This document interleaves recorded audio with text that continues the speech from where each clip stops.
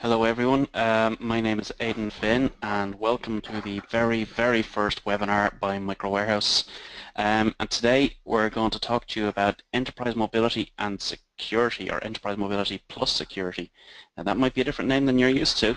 And Microsoft announced overnight that EMS has been renamed from Enterprise Mobility Suite to Enterprise Plus, or Enterprise Mobility Plus Security. You can see I'm still getting used to that name. Basically they want to emphasize the security element of the suite of products, which you'll see today is 3/4, if not more, of what the suite offers is security. And my PowerPoint is acting up, is it? No. There we go. So I'm Aidan Finn, and I'm a Microsoft MVP, or Microsoft Valuable Professional in the Cloud and Data Center Management expertise, specifically Hyper-V. I am the technical sales lead of MicroWarehouse. My job is to learn about this tech stuff and then evangelize to Microsoft partners on the island of Ireland. So I talk about Hyper-V and System Center, Windows Server, and for the last 2 years an awful lot of Azure and other cloud services from Microsoft.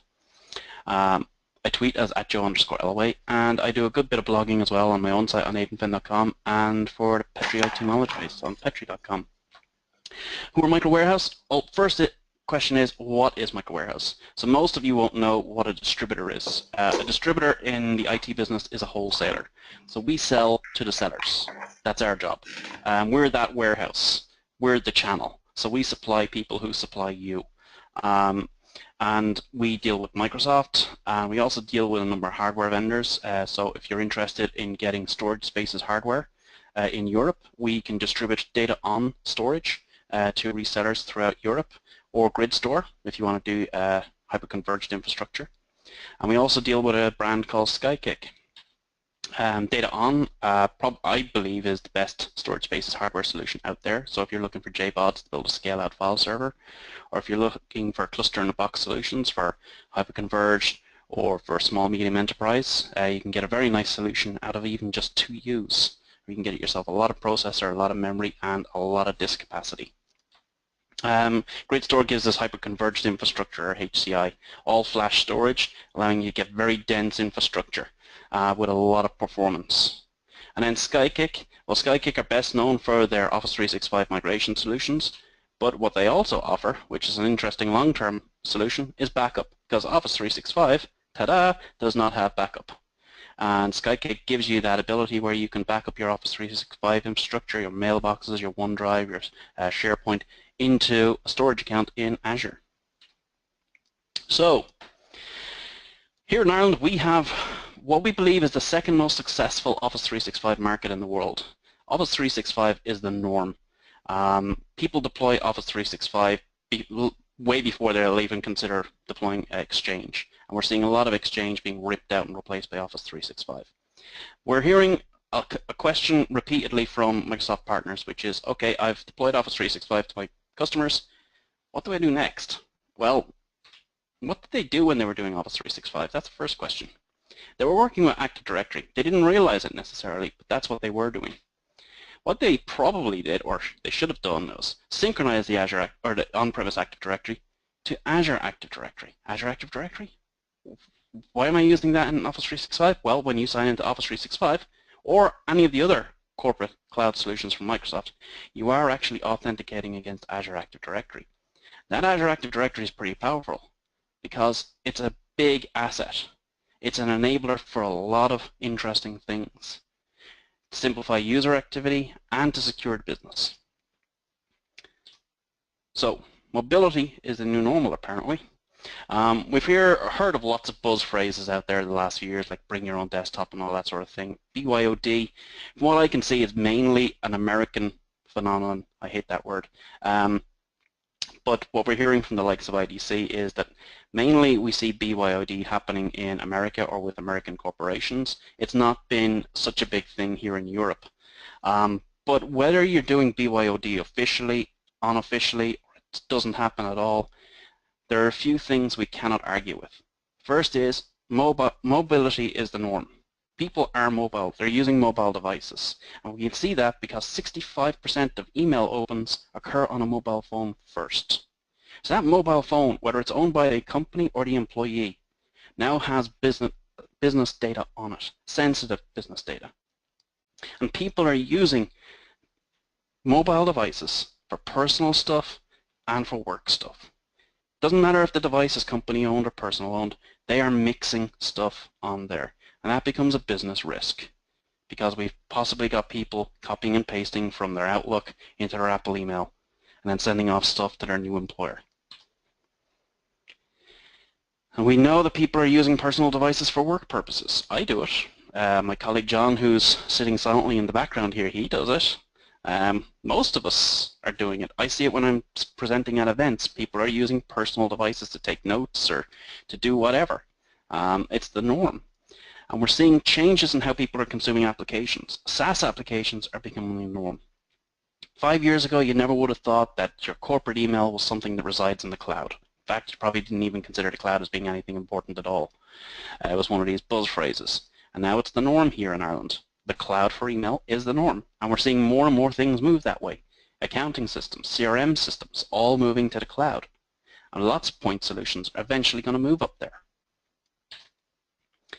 So the customer has a lot of concerns about the way we're changing our work habits and the way we need to change the security to protect what we're doing with those work habits.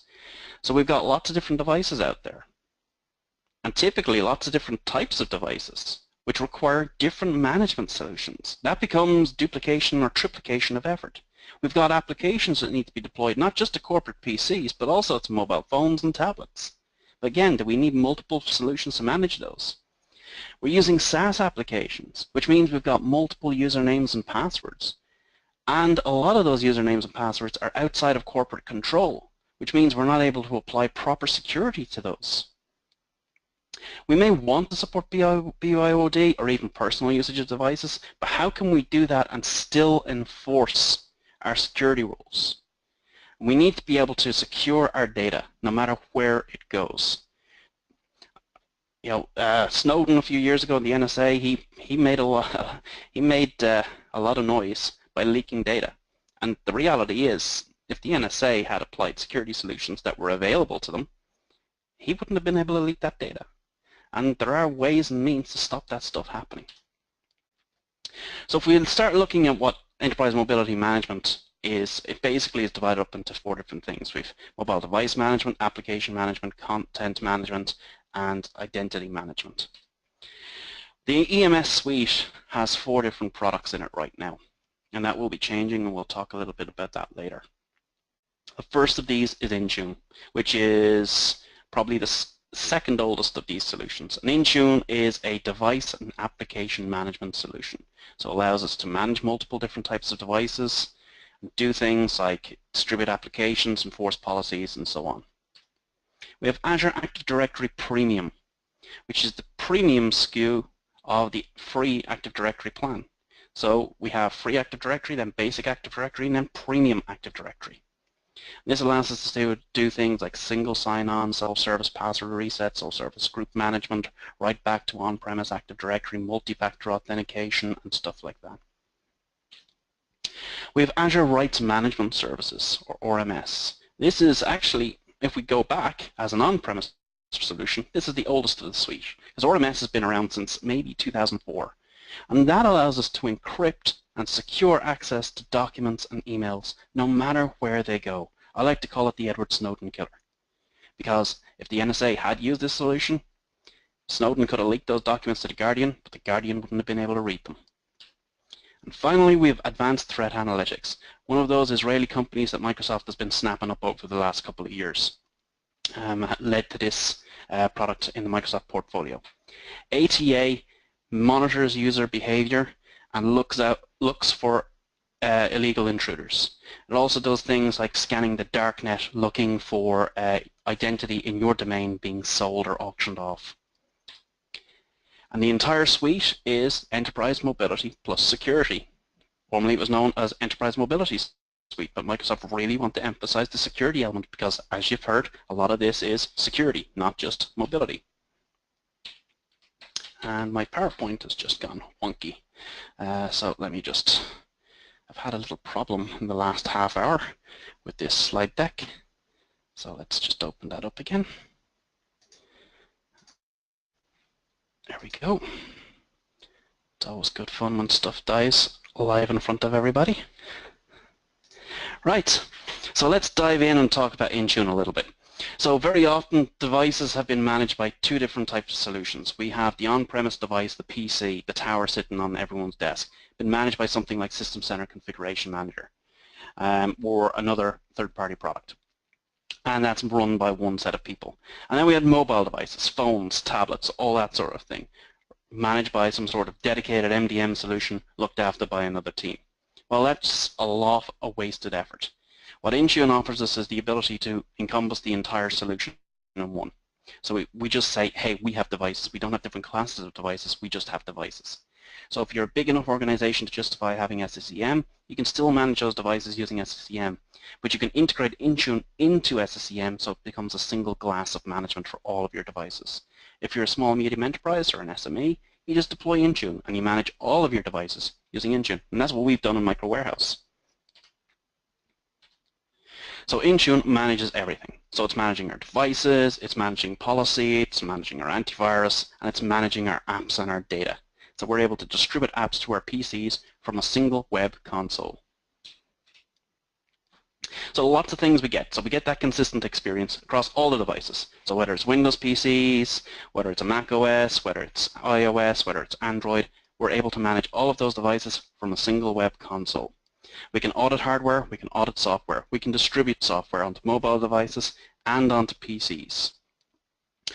We can enforce policies. So if we want to say, we want to enforce lockout policies, we want to enforce PIN policies, we want to disable work camera or cameras on work phones and stuff like that, we can do all of that if we want. We can also give users an easy ability to contact IT through a simple link in the agent as well, through the system tray. And the agent is very, very easy to deploy. In fact, there's some cool stuff where if you register a device, a Windows 10 device in Azure Active Directory, instead of joining on-premise domain, if you have auto-enroll enabled in Intune, Intune will start managing that device automatically. One of the interesting things Microsoft has recognized is that corporate applications are different to personal applications. And the data we have in them is different. And we might want to draw a line between the two. So for example, I can designate a certain set of applications, such as Microsoft Office on my iPad, as being corporate applications. And using mobile application management, I can control whether users can copy and paste between those corporate applications and their personal applications. So I can say, listen, this is corporate stuff, it's supposed to stay within corporate control. It's not supposed to go into your Apple email or your Google Mail. So I can get an email with an attachment. I open the attachment, that's good. And I do a copy, I try to paste into a personal app, not going to be allowed. I can paste into another corporate app like Word, that's good.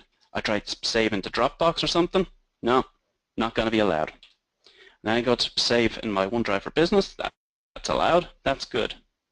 So I'm able to keep my corporate data within my corporate applications and prevent copy and paste into my personal applications.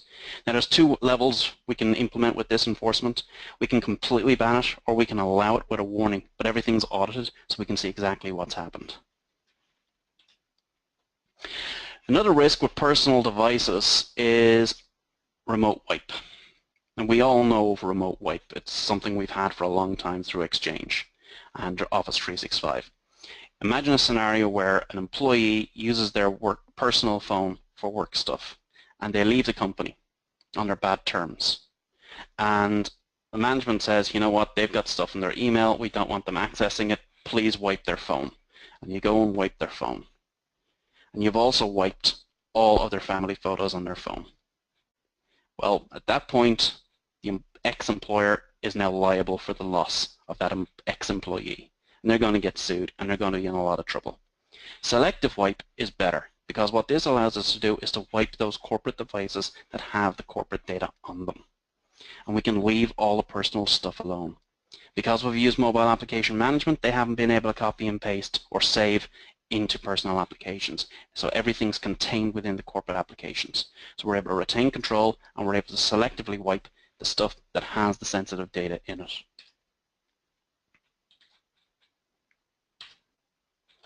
Now the second element I want to talk about is Azure AD Premium. So Azure Active Directory is the backbone of all of Microsoft's cloud services. It's the common repository of usernames and passwords. So you have a single domain and you use that across all of your cloud services. So users effectively have single sign-on across all of Microsoft's corporate cloud services. But businesses use a lot more than just Microsoft clouds. Think about your own employers. What do they use? Are they using Salesforce? Are they using Amazon? Are they using SAP? Are they using Oracle's cloud services? Are they using Dropbox for business? When you start going through it all, there's probably quite a few, and you probably don't even know all of those applications. And we'll talk about a little more about that in a little bit. But there's a lot of applications out there, each with a different username, each with a different password, which is outside of corporate control. And each of these services has company data in them. So that's a bit of a risk. We need to be able to control all of this. Plus, we also want the nirvana of giving users an easy sign-in experience. I sign in once and have access to everything, instead of having that Monday morning password reset hell. Oh, Azure Active Directory makes that possible. So we can synchronize our on-prem Active Directory, if we still have one, with Azure Active Directory. We can register devices if we want into Azure Active Directory. And we can use Azure Active Directory as a single sign-on repository, yes, for all the Microsoft Corporate Cloud Services, but also for non-Microsoft Cloud Services using industry standard protocols. From the admin point of view, we control what single sign-on is enabled. And there are over 2,600 third-party cloud services that are available to us. So we can enable single sign-on for our users into each of those services. Azure Active Directory Free allows us to do this too, but it limits it to 10 applications per user. The Premium SKU gives you unlimited applications per user. The end user experience is they sign into myapps.microsoft.com using their single username and password from the Active Directory domain, and then they're able to click on the link for their applications, and they single sign on into that back-end application. So whether they want to sign in to GoToMeeting to run a webinar like this, or they want to sign into Dropbox for business, yeah, Dropbox, being able to manage that from a corporate point of view, because a lot of people want to. Yeah, you can do that. Then you're able to control all that data and the sign-on and give a simple experience for the user on any kind of device. You might think this is only going to work with Microsoft-friendly services. Well, the first one you can see there is Google Apps. If you go onto the marketplace for Azure Active Directory, you'll see there's an awful lot of products on there. I've highlighted ones that I come across a lot in meetings quite a bit. So Dropbox for Business, Kaseya, Box, Dropbox, Sage 300, Google Apps, Autotask, Salesforce, even Amazon Web Services. And you can do some clever stuff as well with Facebook and Twitter, where you can control corporate presence in social media. So you don't have brute force attacks on passwords like Monkey or Dragon for shared sign-ons into company social media accounts. So there's some very clever stuff we can do with this solution, and certainly something that I recommend people have a long, hard look at. Now, I mentioned that you may have a lot of applications being used and you don't know what they are, because shadow IT, whether you like it or not, is there. That's why it's shadow IT. It's living in the shadows. We just don't know it's there. But we can shine a light on those shadows and find out what is actually being used. A feature of Azure Active Directory Premium is Cloud App Discovery, where we can distribute agents onto all of our devices on-prem, and we can start monitoring what third-party cloud services are being used. That data is sent up to Azure Active Directory, and from that we can create reports. We can discover which applications are being used. And then we can use that admin experience to add those third-party clouds so we can support single sign-on to them. And that's an easy wizard process. And you typically find instructions out on the net. It's typically very easy to do. You run some stuff in Azure Active Directory, you run some stuff in the third-party cloud application, and voila, you've got single sign-on. Now, that means that identity becomes critical. That one username and password becomes an asset of the company. In fact, it already is an asset of the company, but it becomes a critical asset of the company. So obviously you're going to want to have good passphrase policies, not just password policies, but passphrase policies. And you're going to want to enforce the ability to verify user identity. And we can do this using multi-factor authentication, or MFA, another feature of the premium SKU of Azure Active Directory. So using either a mobile app, SMS texts, or a phone call, we can force people to verify their identity. So they'll get a little text message or a phone call with a number, and they have to input that number to be able to sign in to Azure Active Directory or to Office 365 or so on and so forth. Now this is obviously something that you might not want to do in the office, because you might say, well, if they're in the office, they're on the corporate network, we kind of trust who they are. So we have a feature in Azure Active Directory Premium where we can say, okay, they're on a certain network, let's not force multi-factor authentication. But once they're off the network, anytime they try to sign on, we're going to force multi-factor authentication.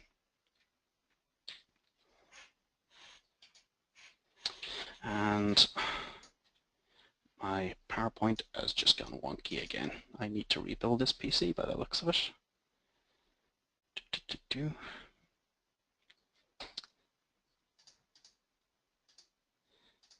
And yeah.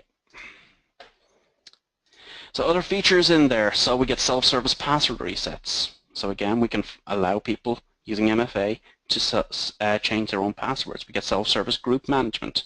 So we can offload group management to the owners of particular assets so they can manage who can access those assets. Application proxy, which is a very cool feature where we can start using Azure as a proxy for internal IIS services. We can allow remote users to access those services. Get Connect Health for monitoring the synchronization between on-premise Active Directory and Azure Active Directory. Conditional-based access control to say, okay, in these particular situations, let's allow or let's force multi-factor authentication, or let's not. And conditional-based device access, which requires Intune to enforce policies on devices, and those devices will only be allowed to connect if they meet the requirements of the policies. So the next component I want to talk about is rights management services, which is going to be called Azure Information Protection in Q4 of this year. So rights management services is all about controlling who can see documents or who can read emails or do actions with those documents or emails. So what we're able to do is we're able to, as administrators, we can create security templates which we supply to our users through easy-to-use wizards. And our users can apply security policies to emails or documents. And that encrypts those emails and documents. And it controls who can read them, who can read them, who can print them, who can forward them, or whatever. So I can send you an email, and you can receive the email, you can read it, but I might be able to stop you from printing it, I can stop you from forwarding it. But the only way you can bypass that is to take your laptop and hold it over a photocopier. That's about the only way you're going to be able to bypass those rules. The document retains the security no matter where it goes. That's the important thing. So this is why it would have been the Edward Snowden killer. That document cannot be read by an unauthorized person no matter where the document travels. And we can share the documents externally. There are ways to do this. Now from the user point of view, it's very simple. Up on the ribbon, we can say that we want to protect the document. We pick one of the templates that the administrators have provided, and then the document or the email is secured. On the recipient end, well, if they're an internal recipient, there's nothing to it. If I'm an external recipient, and it's the first time I've gotten one of these documents or emails, I'll have to register with Azure Active Directory, which will be free. There's no cost to that. Like in RMS Client, which again is free. Then after that, everything's just simple. The final piece I want to talk about is Advanced Threat Analytics, or ATA. This is dealing with the reality that identity is now the main way of attacking a business.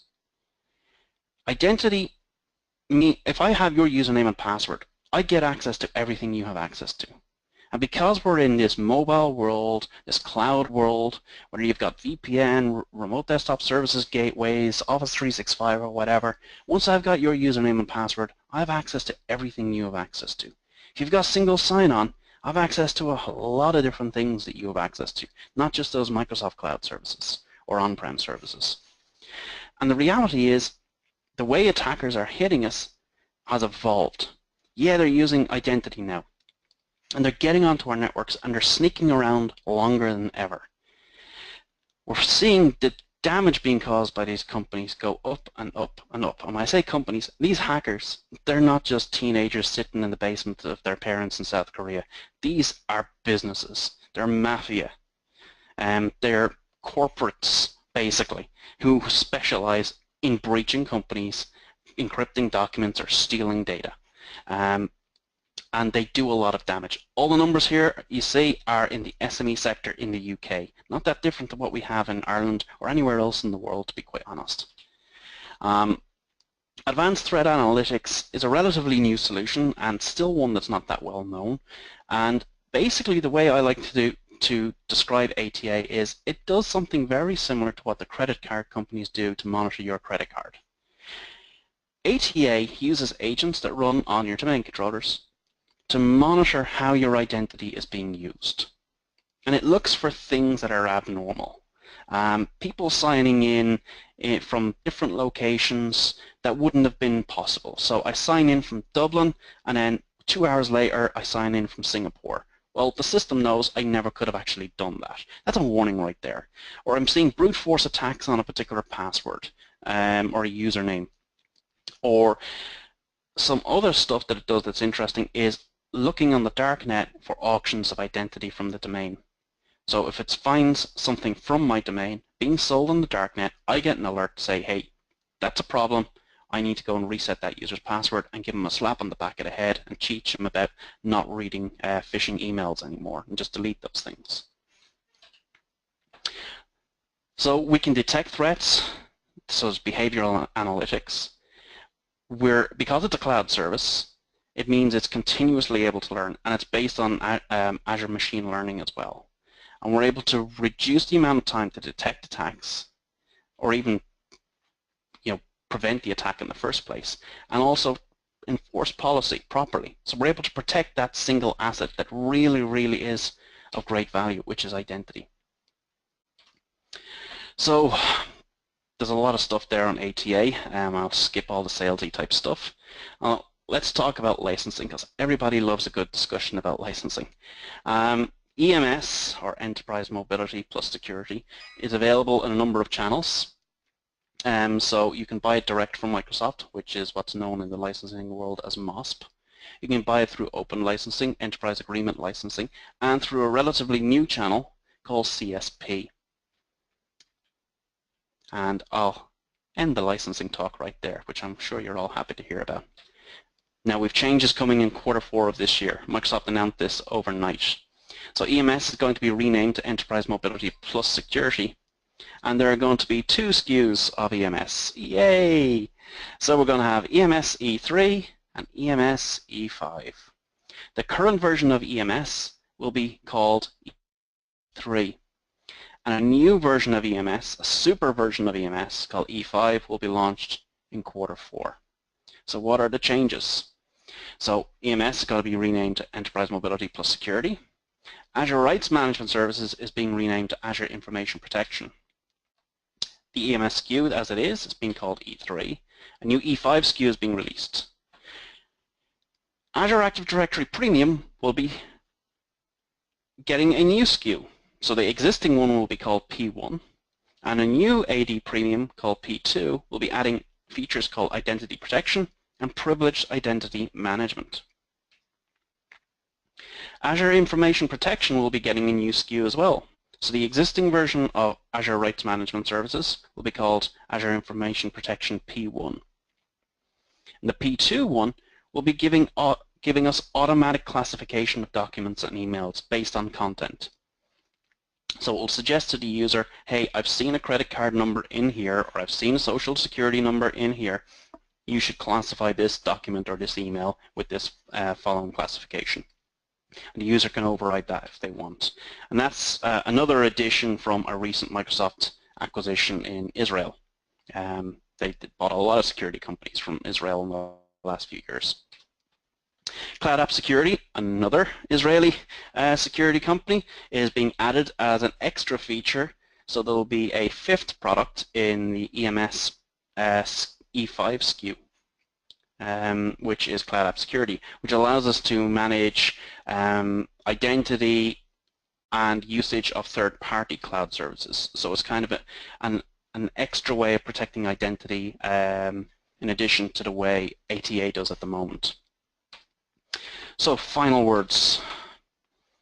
There's much more to EMS than just device management. It covers a lot of different things. The main thing to know here is that it's not just device management and application management. There's a lot of security stuff in there to combat the way that attackers are attacking us right now. So we get Intune for device and app management and some security stuff.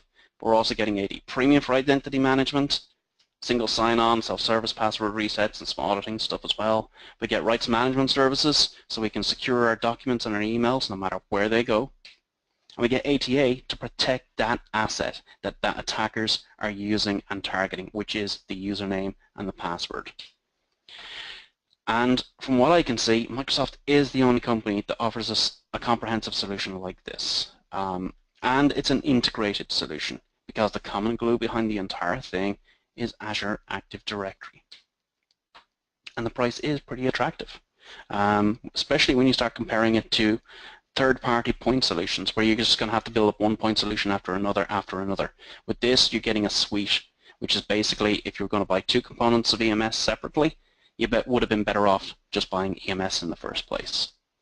And the licensing, well, it is flexible. If you're in the small medium enterprise market, you've got CSP, you've got Open Direct, and of course there is the enterprise agreement and the MPSA models as well.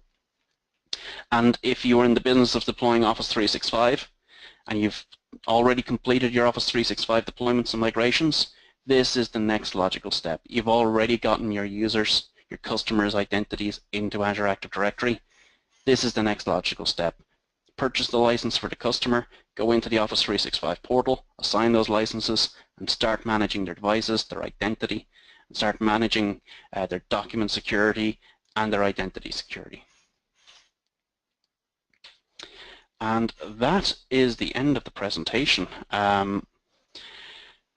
It's gone a bit quicker than I thought it was going to go, and we have no questions, do we? Oh, we do have something, do we? Let me pop that out. Will slides be available afterwards? We will share the slides. And will the recording be available afterwards? Yes, it will. We will be sharing the recording afterwards. If there's any other questions, feel free to fire them in now, and we'll answer them.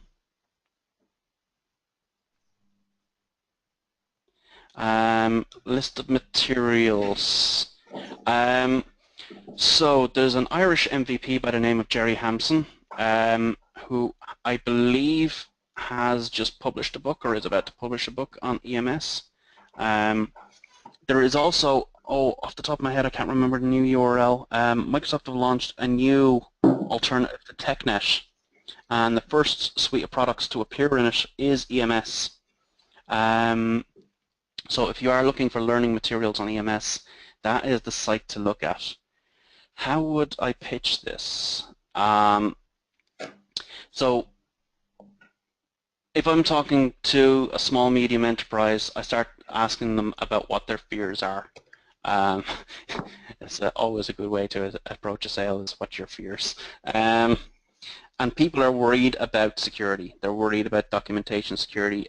Here in Ireland, a common thing I hear about in a sales conversation is Dropbox. My users are using Dropbox, and I need to control what's going on there. This is the sort of solution for managing that. So I want to manage my devices. I want to manage my my applications. I have a big fear about being attacked. So the way businesses are being attacked now, it is zero-day crypto locker variants. It is identity. A large percentage of attacks are based on identity. And you know, the best way to protect identity is good password or passphrase policies plus detection. And ATA gives you that detection. Cloud App Security gives you that detection as well. So those are important solutions. Is there an answer MS for customers who only accept on-premises solutions? I'm not quite sure what that means.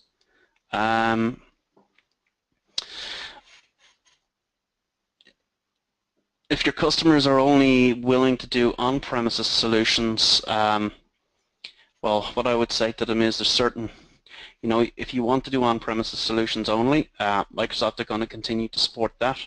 They're very clear about that. Most of Microsoft's server presentations talk about the 3 clouds in one: on-premises, partner-hosted, and Microsoft-hosted. And a customer can use any one or any combination of 3.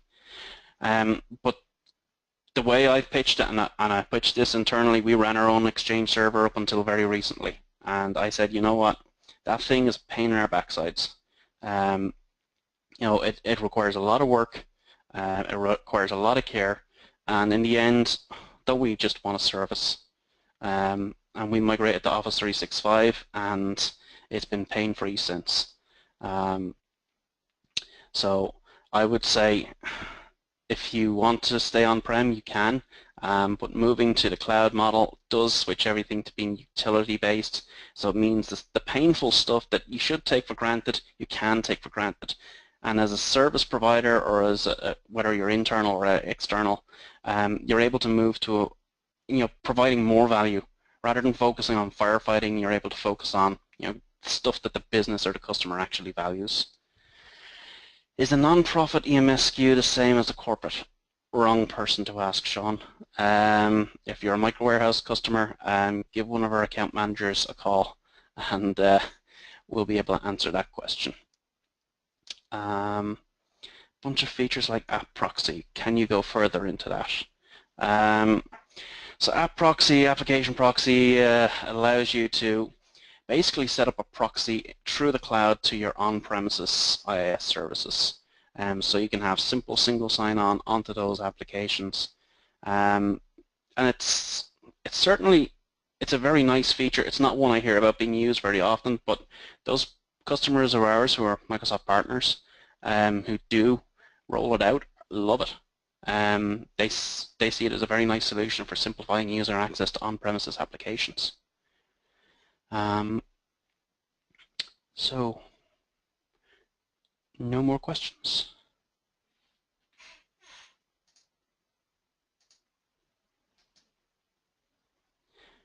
I think that's everything, John. Hold on. There's a few more. There's lots more. Whoa. Did you forget to expand? I forgot to scroll up. How does group policy on-prem integrate with Intune? It doesn't really, Josh. On-prem group policy is a much bigger beast than the policy you're going to get in Intune. About the only integration you really see is that I would actually use on-prem group policy to distribute the agent for Intune. What you will see down the road is Azure Active Directory domain services coming online. It's in preview at the moment, and that gives you the domain services that you get from on-premise Active Directory. So you'll get OUs, you'll get group policy and all that good stuff from the cloud. So watch out for that down the road. It's in preview right now.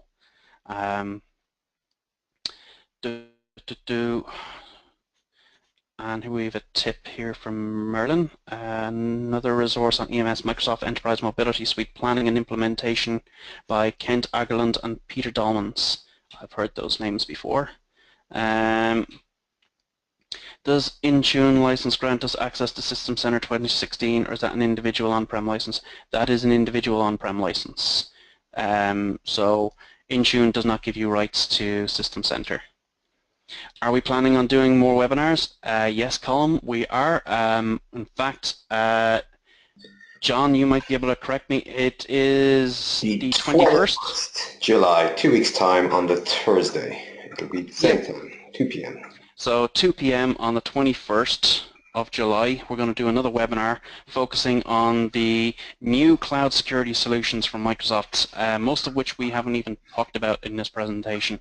So Microsoft have a load of different solutions that aren't the traditional antivirus scanner.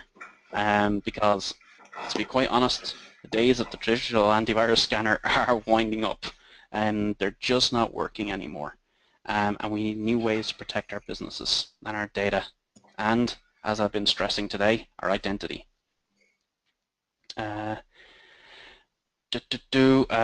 We won't have time to show interface for managing today. Sorry, Chase. Can the app proxy be used instead of ADFS proxy server? That in this particular area, Sean, would be outside of my knowledge, to be quite honest. I'm sorry to say. There's only so many things I can actually get deep techie on. I don't have time to get deep techie on everything. I think it would be, yeah, from what I understand you could, Sean, yeah.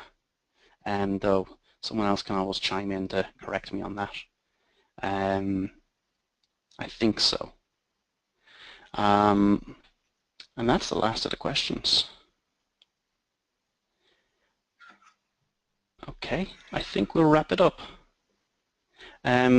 So, watch out, Thursday 21st, 2 p.m. UK Irish time, so same time as this session, we'll be doing another one of these webinars on the Microsoft Cloud security solutions. All about protecting us against the way attackers are attacking us now. And we'll be doing way more, so there's plenty more stuff we're going to be able to talk about Windows Server 2016 and Azure and lots of other cool things that we can talk about down the road. So we plan to do this fairly regularly, and you might even watch out for some other community type stuff to cover some more interesting areas down the road as well. So if a few other friends of mine who are interested in talking about cool things like OMS and Azure Stack and things like that, so if you're interested in those things, keep an eye out, and we'll be running those webinars in the near future.